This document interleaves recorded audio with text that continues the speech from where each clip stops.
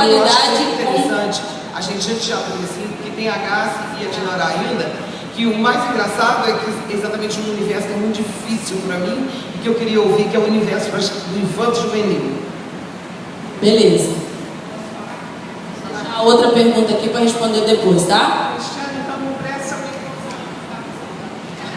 Vou copiar a ideia dela. O professor não gosta muito de ficar sentado, né? E como já temos alguns na plateia deficientes visuais, a audiodescrição é muito importante, viu, Joaquim, Noemi? Nós estamos à frente no auditório, sentados, que nem madames aqui, então eu prefiro ficar de pé e falar do meu processo de produção.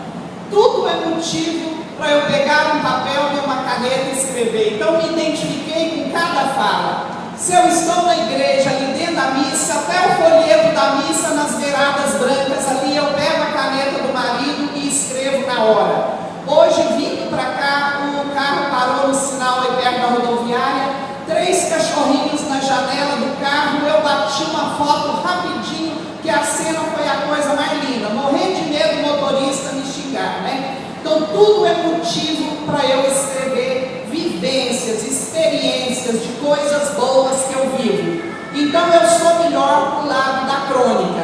Achava, como a Cíntia, que eu era péssima poeta, que eu não era poeta, nem poetisa, nem nada, que tudo era uma droga.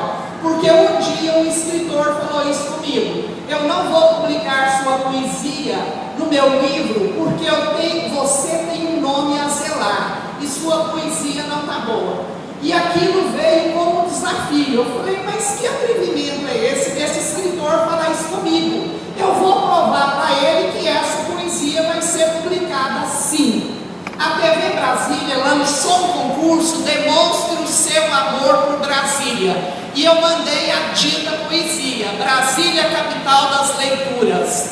337 internautas votaram, eu fui uma das 3 premiadas.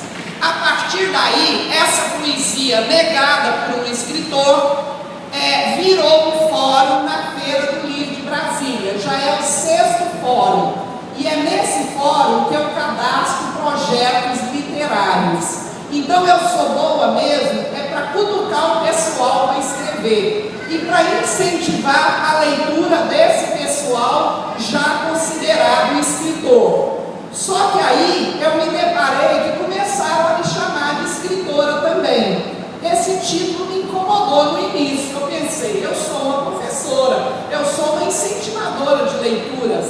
Aí começaram a vir os reconhecimentos, até que eu tive que aceitar que eu também era uma escritora. E aí, fique de pé aí, por favor, Noemi.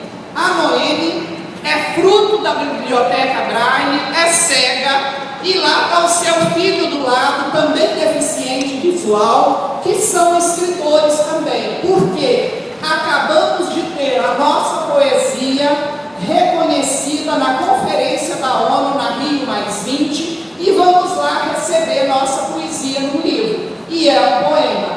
Então, gente, a gente entra na chuva mesmo e acaba se molhando e acaba virando escritora de uma forma ou de outra. Pode agradar a uns, né, e desagradar a outros. O importante é que a gente está aí para tentar colaborar um pouquinho. E respondendo a pergunta aqui do Raul, nosso grande escritor, é sua, né, Raul? Qual é a realidade da literatura em braille na Europa? É muito diferente do Brasil? Gente, o Brasil e nossa Brasília está à frente assim a 1000. O livro em braille lá na França foi o maior sucesso do mundo. Eu procurei na terra de Luiz Braille um lugar para visitar, para deixar o nosso livro, e por incrível que pareça, não achei. A Unesco era encostada no meu hotel, eu baixei lá na Unesco e falei, é aqui que eu deixo o nosso livro. Descobri que a terra que ele nasceu era 40 quilômetros de Paris. Não dava tempo de eu pegar um trem e ir lá visitar a terra onde eu nasceu, que lá eu ia achar alguma coisa mais, consistente. Aí o que acontece? Acaba o lançamento no Salão do Livro, eu ligo aqui para o Brasil e descubro que o meu pai só aguardava eu chegar para ir, para morrer mesmo. Tive que antecipar meu voo, então não conheci a cidade do Luiz Braille, mas lá está bem fraco mesmo. Então é por isso que os convites começaram a chegar e eu estou atrás de parceria mesmo, porque professor aposentado não dá conta de bancar viagens, nem nacionais quanto mais internacionais, todo santo dia que aparece agora. Então nossa cidade, Brasília, em termos do Braille, está à frente do mundo. E eu afirmo isso com convicção e a certeza de pesquisa concluída. Obrigada.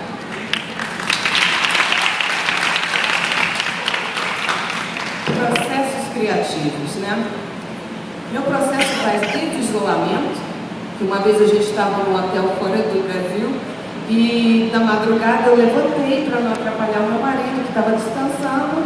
Ele demora muito para dormir, então na hora que ele está dormindo eu prefiro não incomodar. Fui pro banheiro, acendi a Aliás, mostra o marido, porque o marido dela é ele, exatamente o Raul, tá aí, tá aí.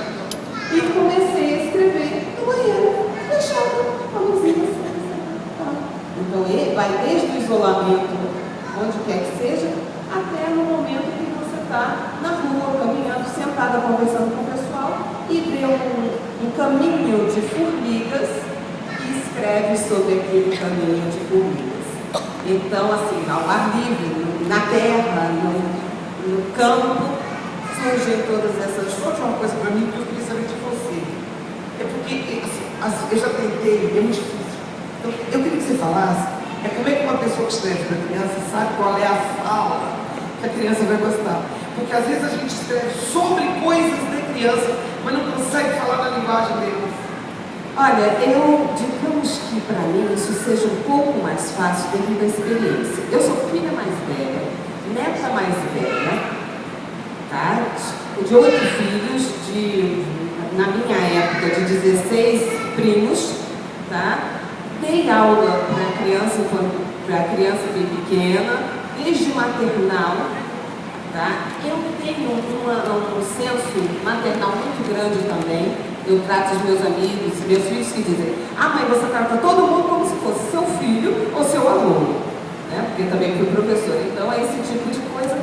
Eu observo e aquilo ali a gente reproduz e eles entendem. É uma linguagem um trânsito muito fácil, exatamente porque isso está no meu sangue praticamente. Né? Eu já quis mudar. Muita gente dizia assim: Garça, você é tão bobinha, você observa muito, você é muito inocente, você fala. Eu digo, gente, eu não me considero tão inocente assim, não, mas eu prefiro andar de tênis, sentar no chão, brincar, o tempo inteiro eu prefiro isso. Esse é um lado bem forte da Garça. E escrever também com esse processo todo criativo.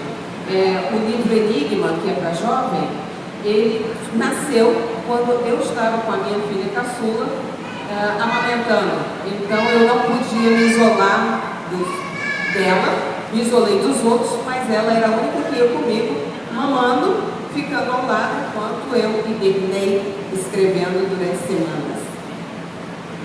Então só ela ficou ao meu lado, os outros ficavam do lado de fora. Então existem esses processos todos. Também tem um lado em que a gente fica indignado com as situações, com as desigualdades. E isso também é um cutucão, provoca muito facilmente a nossa veia poética, não, porque eu escrevo poesia, até trouxe alguma para ler depois, mas, porque é mais rápida de ler, digamos assim, mas eu me considero contista também, tá? Porque isso aí é mais fácil, prosa é mais fácil. Então, os meus contos para jovem, para adulto, eu tenho muito mais intimidade com eles, digamos assim, do que na poesia. Eles eu preciso trabalhar, sim, todo mundo precisa trabalhar tanto sua poesia como seus contos, seus textos, mas eles saem muito mais rápido, muito mais fácil, muito mais autênticos, digamos assim. Né? Então esse é o meu processo rapidinho, falando rápido para falar. Eu queria só complementar, quase todos aqui disseram que se isolam, se concentram muito para escrever, E às vezes, se tem alguém aí que não faça assim, eu queria dizer que eu não sou exatamente assim. Então, assim, para ninguém se sentir um ET, eu preciso muito me isolar para escrever. Eu não faço isso. Normalmente eu escrevo enquanto meu marido está vendo televisão e o cachorro está aqui do lado, um briga com o outro, eu mando parar. E às vezes houve até um episódio curioso, essa questão que a Cíntia colocou, de que nós somos multiprocessados, né, multitarefa mesmo. A gente estava assistindo, meu marido, como quase todos os homens, não assiste televisão, né? Ele passeia com o controle remoto. Então ele assiste 3, 4, 5 coisas ao mesmo tempo. E numa ocasião dessas, eu do lado dele escrevendo, eu tinha um desafio para produzir, eu estava produzindo um texto para o desafio da Câmara, e aí eu ri, né? Eu ri enquanto estava escrevendo, ele olhou para mim achando que eu estava escrevendo alguma coisa muito engraçada, né? O que você escreveu aí? Eu falei assim, não, eu estou rindo dos Simpsons. O Homer tinha falado alguma coisa engraçada na televisão. E ele, mas como é que você consegue escrever? Porque eu estava realmente tec, ali no computador e ao mesmo tempo prestando atenção no que o Simpson estava falando. Eu não sei, tá? Não tenho uma resposta. Não me inspiro no que estou vendo na televisão, na maior parte das vezes. É um processo alheio ao que eu estou fazendo. Mas isso, assim, foi só para complementar, para dizer que não é necessário, tá? Não é necessário isolamento, não é necessária concentração. Se a pessoa consegue produzir no meio do caos, produza. Escreva, poetize, conte piadas, seja como for, faça. Não precisa se sentir, sei lá, obrigado a um recolhimento só porque agora você se tornou um escritor. Inclusive a Cristiane, ela tem que caminhar para escrever. Convidar todos também para conhecer o estande do Sindicato dos Escritores, na entrada B, número 97, onde todos os autores aqui presentes estarão autografando suas obras após aqui o debate, tá bom, gente? Esperamos vocês lá. Temos aqui algumas perguntas para responder, vamos responder agora e depois os autores vão ler um trecho das suas obras, um trecho pequeno aqui para vocês. Cristiana, só completando esse convite, gente, nós teremos uma caravana de autores em braille, vários já estão presentes aqui, no estande da Academia de Letras, no estande do Sindicato dos Escritores e no de autores independentes também. Então já vi presentes aqui, Margarida Drummond, cadê? Dá um sinal aí, Gustavo Dourado, André do Amaral, e temos também os autores deficientes visuais. O Joaquim está presente, dá um sinal, Joaquim, a Noemi está presente, então, e tem mais também. Maria Dulce, escritor. Então vamos lá no estante mesmo, que nós teremos lá uma caravana de autores em braille para conversar com vocês também.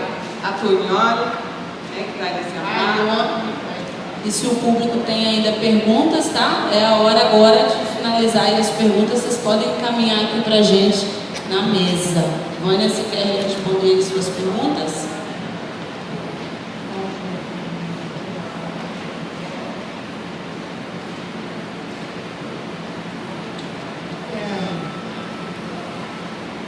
Como os poetas eram antigamente.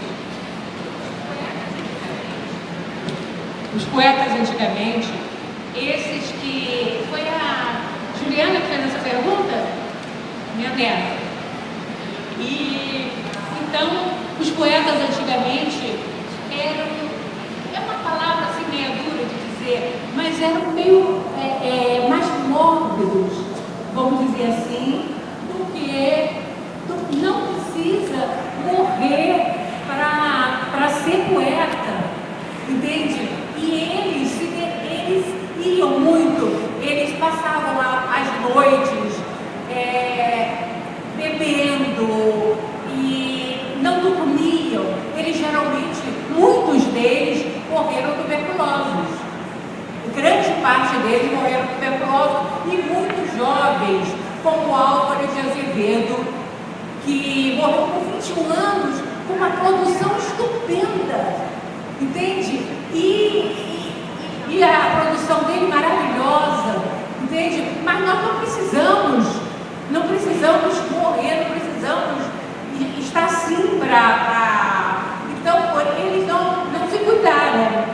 né? Mas eles eram fabulosos, eram os iniciadores, então a poesia significava até morrer, significava tudo.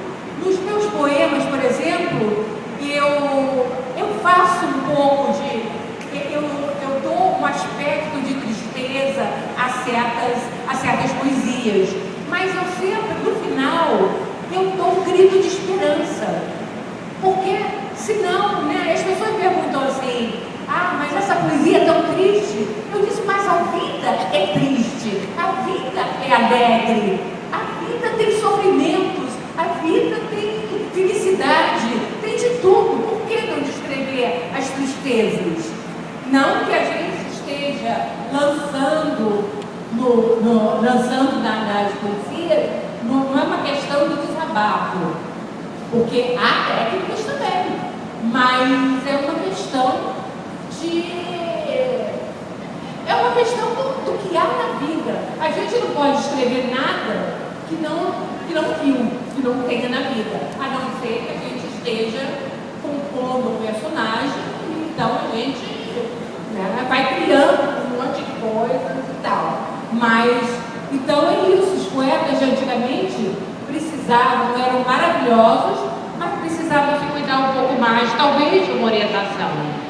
Talvez de uma orientação, né? E uma coisa que eu queria falar aqui, que a Cris falou do negro, né?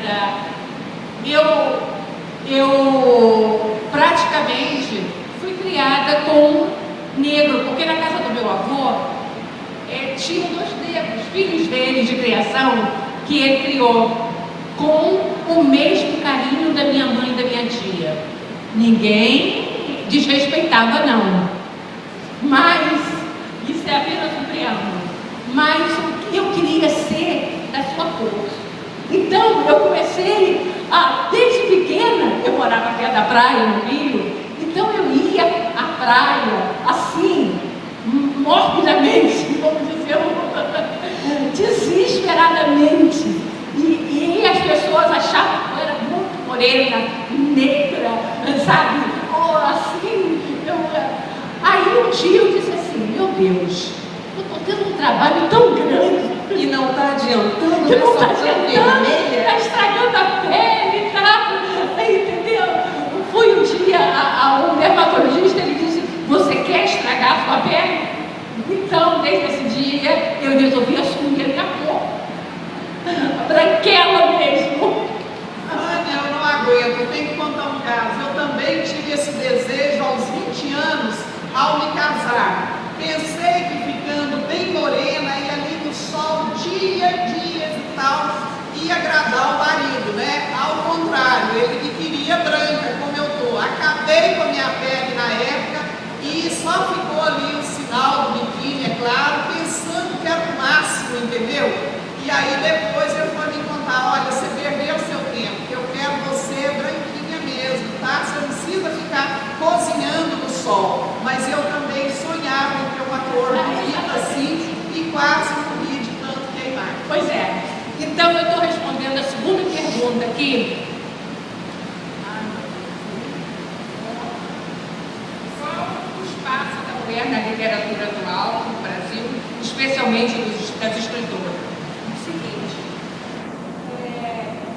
eu acho que com a globalização, o advento da tecnologia, do computador, todo o Brasil, todo mundo, né, tem uma oportunidade de expor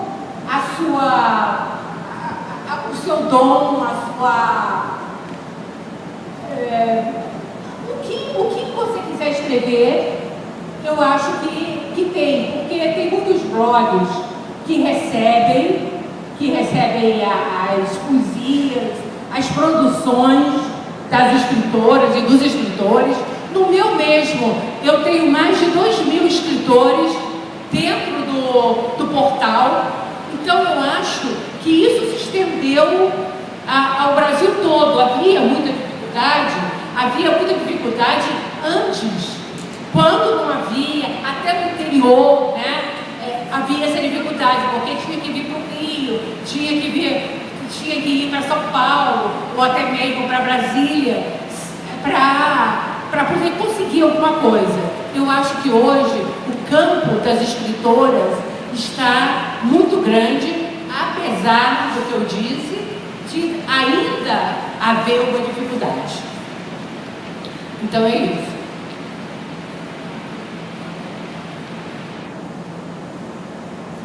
Eu tenho uma pergunta do Marcos Fabrício, que diz assim: as virtudes.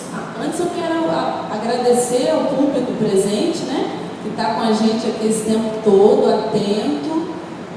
Obrigada, gente, vocês estão sendo ótimos, né, participando, mandando perguntas. É um prazer, né, contar com as pessoas aqui esse tempo todo, conosco, no domingo, né, cedo. A pergunta diz assim: as virtudes femininas projetam quais especificidades literárias especiais? Eu creio que o ponto de vista do autor, ele sem dúvida constitui a obra, né? O ponto de vista do autor, ele é matriz, né, na formação do texto literário. Então, quando a gente começa e tem predileção por um autor e começa a ler a sua obra, a gente vai aos poucos percebendo o ponto de vista daquele autor, de que maneira ele escreve, né? Quais são os seus temas prediletos, de que maneira ele encara, ele enxerga a vida. Não dá para separar muito bem. Assim, não, os femininas já são pré-requisitos, tipo assim, não, a mulher já vem de uma bagagem que já ajuda na hora da literatura, entendeu? Eu acho que eu entendo assim, as virtudes femininas, quer dizer, o que a mulher tem de positivo, né, que vai projetar especificidades na literatura, né? Então, acho que o nosso olhar diante da vida, a nossa maneira de construir os nossos caminhos, a própria né? A maneira como nós... Eu tenho um texto que fala: as mulheres que conheci foram guerreiras, né? Então, acho que as mulheres, né, nós temos muitas histórias de mulheres, aguentar uma solidão melhor que quando nós acordamos muito cedo, né? A história das mulheres é uma história de acordar cedo, né? Nós, como mulheres, nós acordamos cedo. Mas esse é o lado externo. Nós temos... Cris, eu acho que eles querem saber mais o lado interno. Por exemplo, essa coisa da mulher aguentar mais a solidão, que ela foi mais exposta ao longo dos anos a sofrimento. A mulher era tida como aquela que tinha que sofrer e o homem como aquele que impingia o sofrimento. Então a mulher, ela se acostumou a saber sofrer, saber sentir solidão, saber chorar alto ou baixo, saber engolir e dizer lá na frente: eu resolvo isso, porque agora não é o momento. A mulher começou a ser uma equilibrista. E com essa grande equilibrista emocional que eu acho que a mulher é isso que na hora de escrever, eu estou entendendo. Vem mais afora, mas eu só queria dizer uma coisa: é um pouco de engano. Existem muitos homens, os homens que aprenderam a se doar. As mulheres, esses homens já conseguem isso também.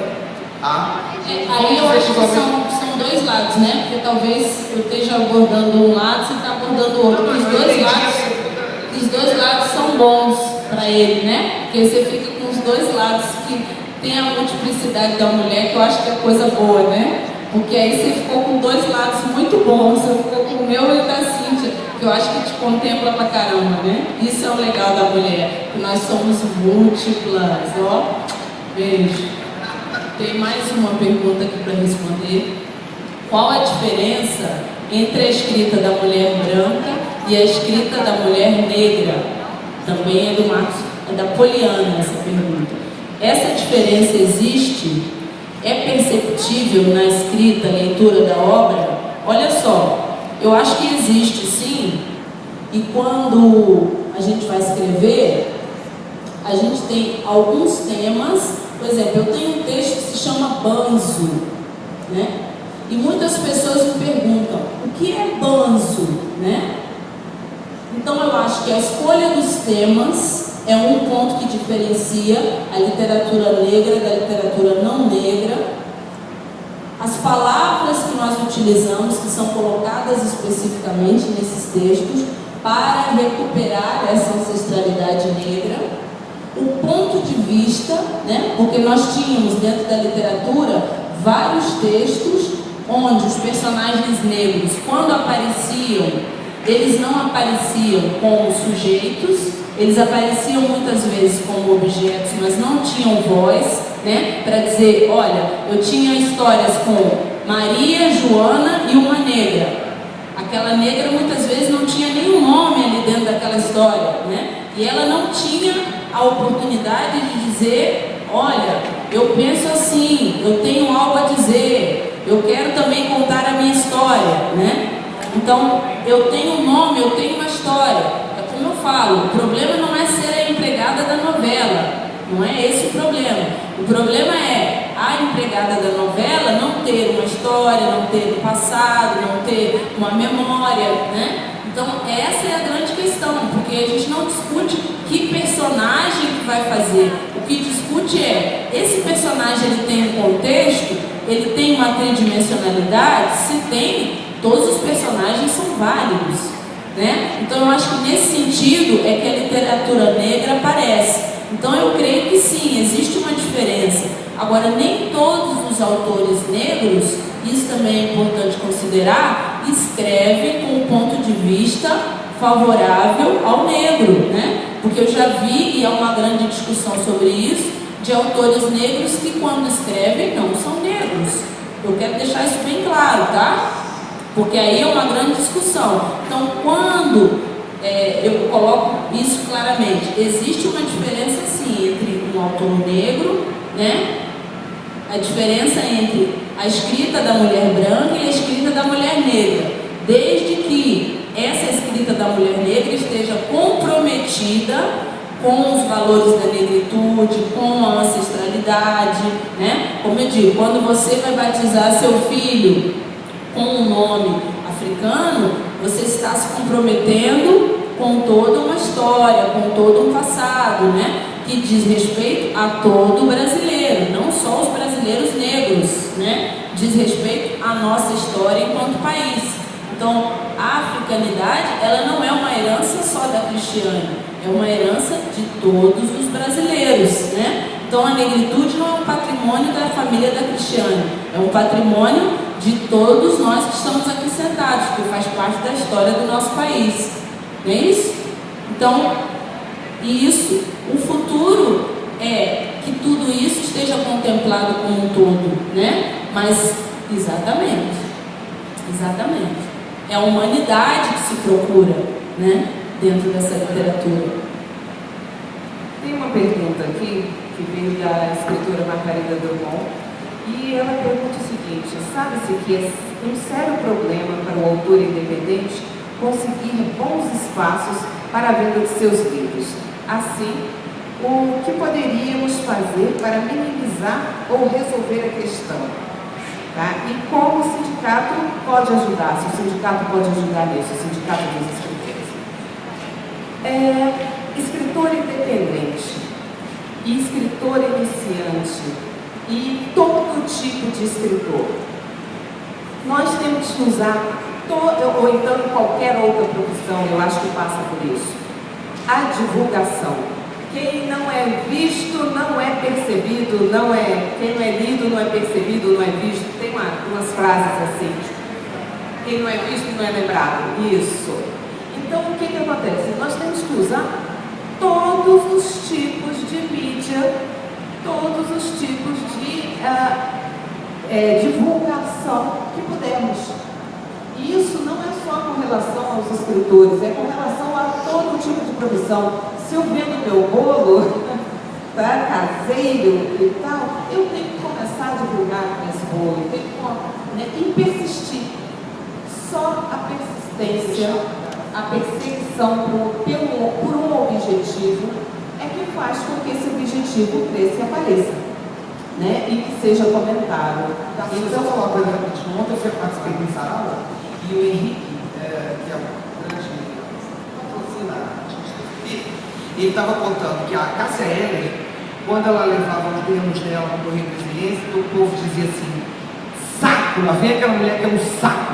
Aí diz que um dia um dos editores falou assim: eu vou marcar uma entrevista com essa boca dessa mulher, porque aí ela cala logo a boca e para de me encher. Foi, diz que ela morava numa kitnet na Zanotti, e para gravar tiveram que descer e gravar embaixo, porque não tinha espaço na kitnet dela. Cássia Heller, gente.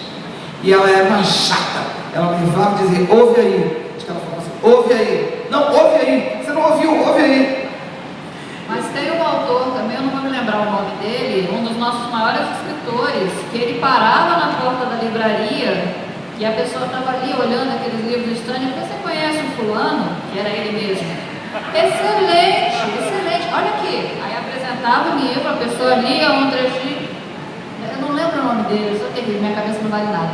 Mas ele fazia isso, e ele é um dos nossos escritores mais conhecidos.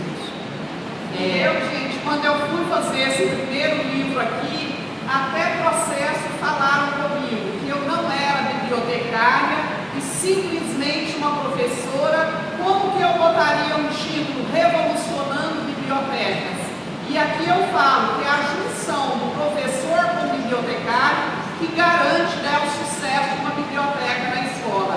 Mas até sacudir o dedo, o meu nariz e falar: você merece o processo, como se eu fosse não pudesse escrever sobre dinamização de bibliotecas. Então, se a gente for ouvir os nãos pela vida fora, a gente não vai caminhar, né? Então, não podemos ouvir os nãos. Graça, só mais uma contribuição rapidinha. Essa questão das bibliotecas, né? Muita gente quando publica, eu paguei a minha publicação, né? Muita gente paga do próprio bolso a publicação. E aí você fica naquela ânsia, né? Eu preciso vender, eu publiquei 500, se eu conseguir vender até 120, eu cubro o meu investimento. Na verdade, quando você está começando, você não pode pensar assim. O que você tem que pensar é: o meu investimento é apresentar ao mundo a minha obra, tá? Então, o que eu fiz com os meus livros? Vários foram doados em biblioteca. As livrarias em Brasília cobram 30% do preço de capa para colocar o teu livro lá.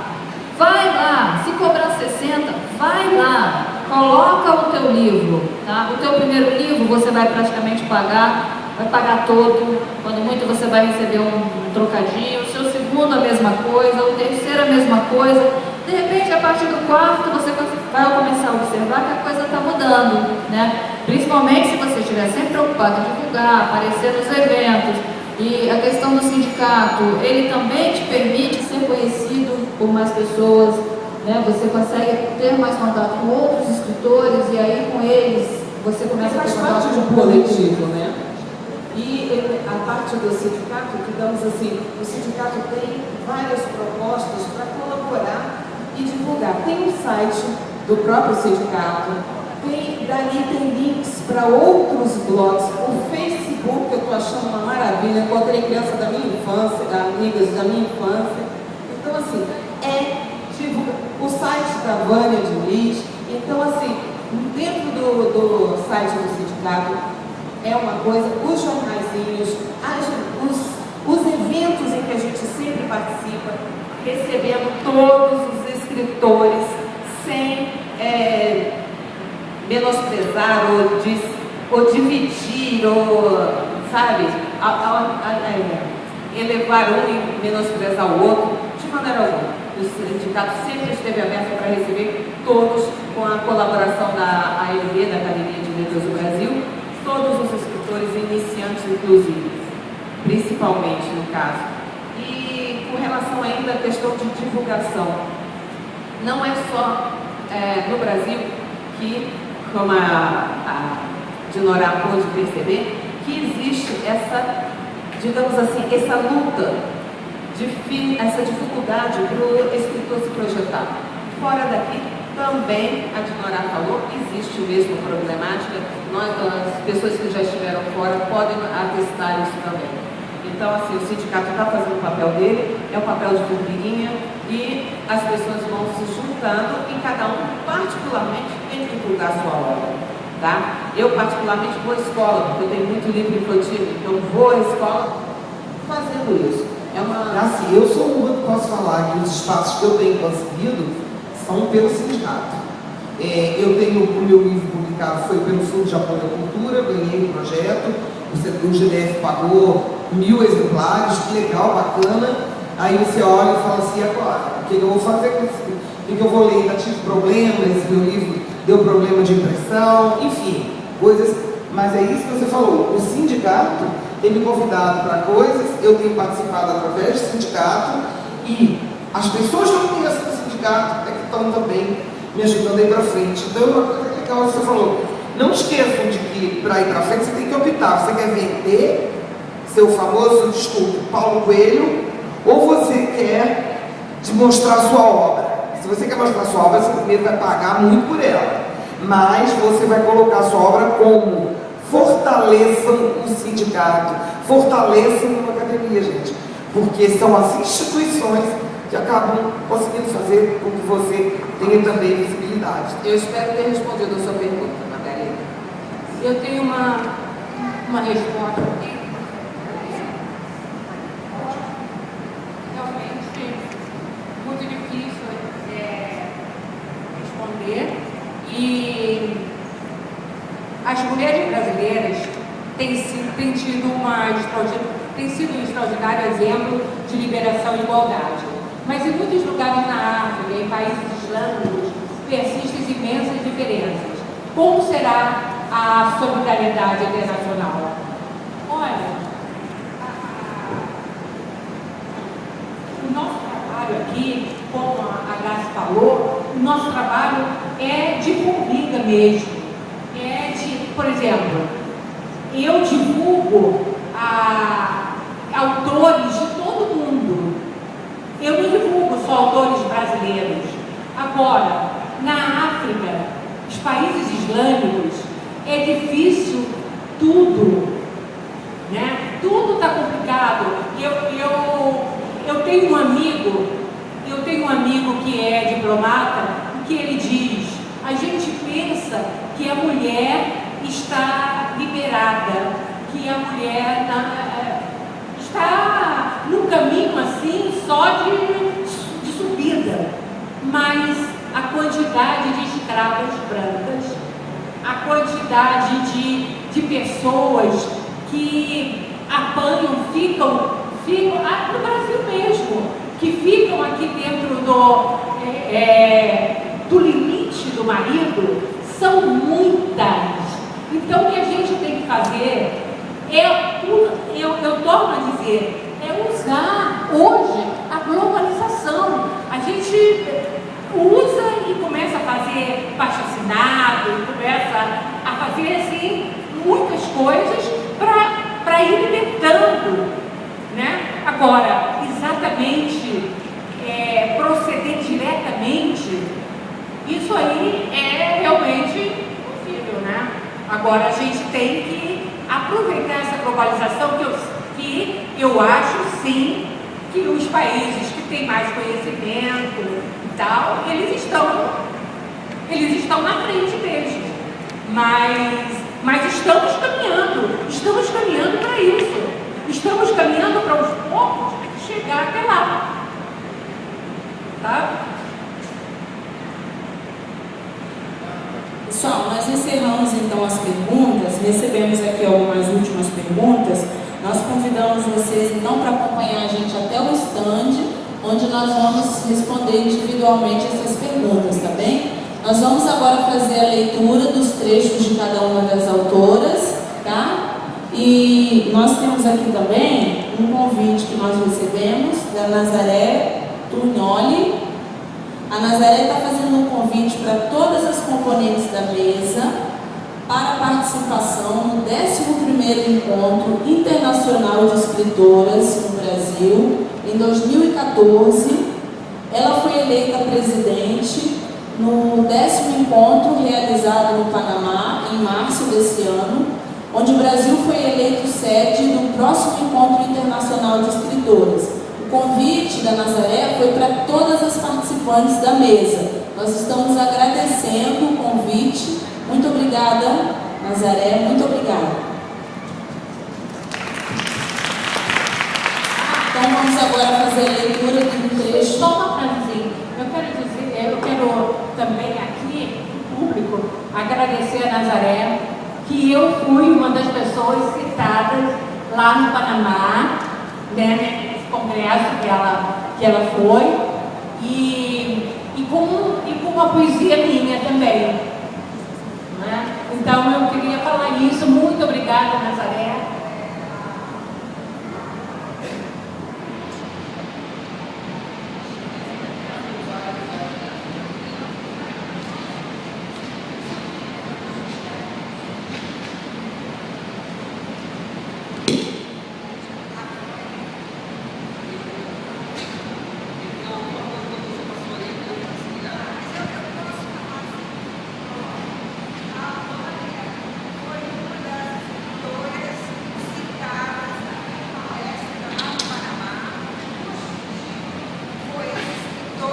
As escritoras brasileiras e a poesia de Nazaré Tunholi.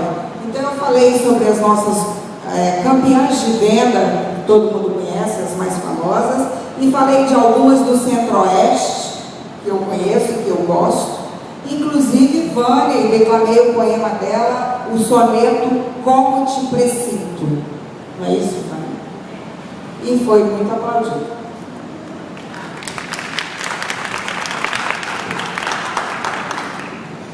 Muito obrigada, Nazaré. Realmente, uma coisa dessas, a escritora fica sem palavras. Para finalizar, então, um trechinho do E Eu Sou Isso, Vovó. Não é tema só de gente grande, muito falado, sempre atual. E em cabecinha pensante, cidadania fica bem legal. Neta de 5 anos, já impaciente, quis logo saber o que a avó escrevia, reclamando que estava com fome, e a avó falou um poema sobre cidadania. E por aí vai a poesia inspirada na neta.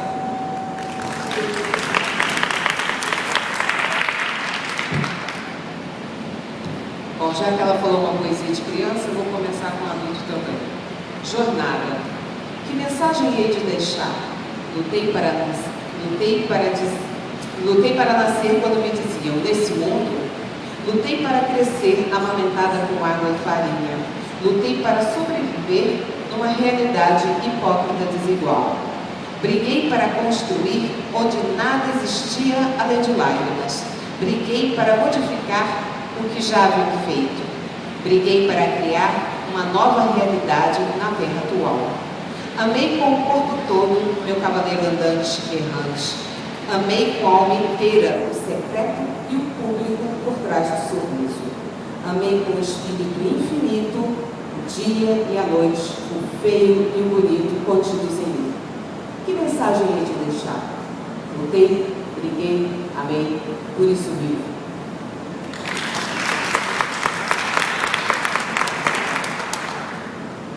Pichain elétrico.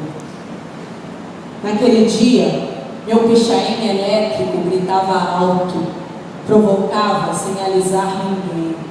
Meu cabelo estava cheio de si.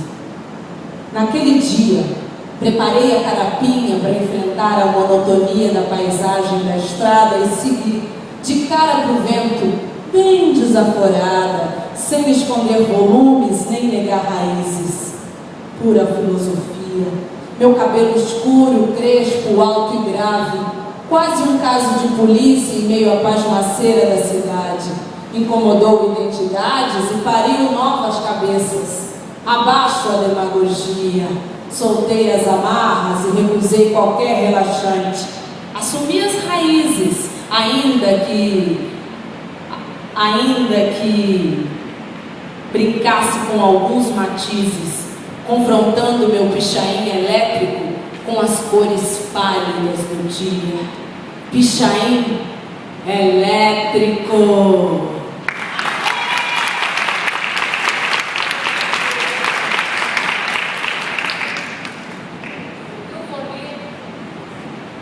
Eu vou ler justamente a poesia que a Nazaré escolheu lá no Panamá.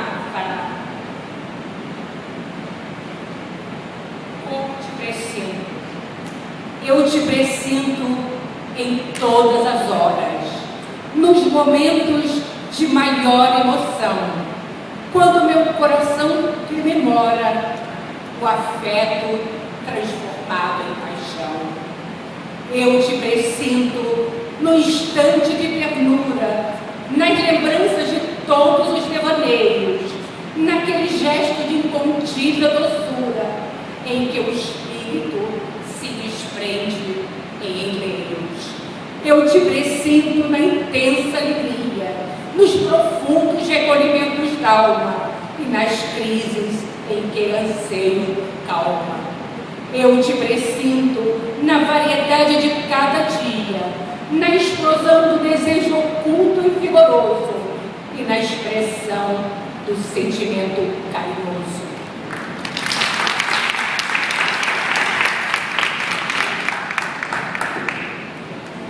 Como não podia deixar de ser, eu vou ler um textinho de humor, um dos meus. Eu não bebi nada. Com a chegada da lei seca, decidiu, não beberia. Foi para o churrasco na casa daquele amigo mais pé inchado e passou todo o tempo na Coca-Cola, aturando as gozações. Saiu quando todos estavam começando a ficar chato. Se tem uma coisa que é difícil de aguentar é permanecer sóbrio enquanto o teor alcoólico da turma vai subindo. No caminho a blitz. Seu guarda mandou parar. Pediu documentos. Conferiu, viu que estava tudo certinho. O senhor está liberado. Como assim liberado? Liberado, o senhor pode ir embora. Ah, não, meu amigo, eu passei o dia todo na seca à toa, nem pensar. Só saio daqui depois que fizer o teste do bafômetro.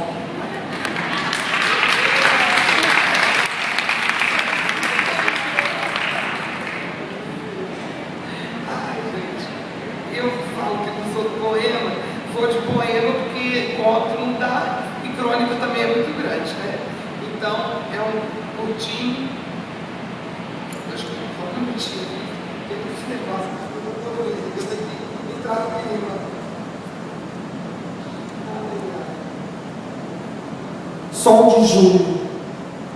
Sofre de frio o sol de julho, como eu, que sofro do frio das mágoas, impedidas pelas falsas maçãs coradas de um rosto de mentira, reluzente, sorridente, fingidor.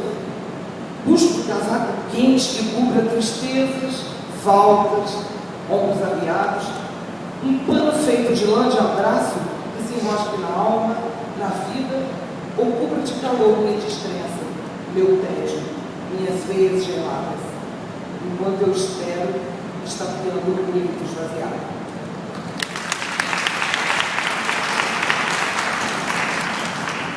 Então, gente, vamos encerrar esse nosso bate-papo, agradecendo a presença de todos e convidando vocês para ir até o estande do Sindicato dos Escritores, onde nós estaremos à espera de vocês para os autógrafos. Vamos lá! Muito obrigada a todos, em nome de todas as escritoras.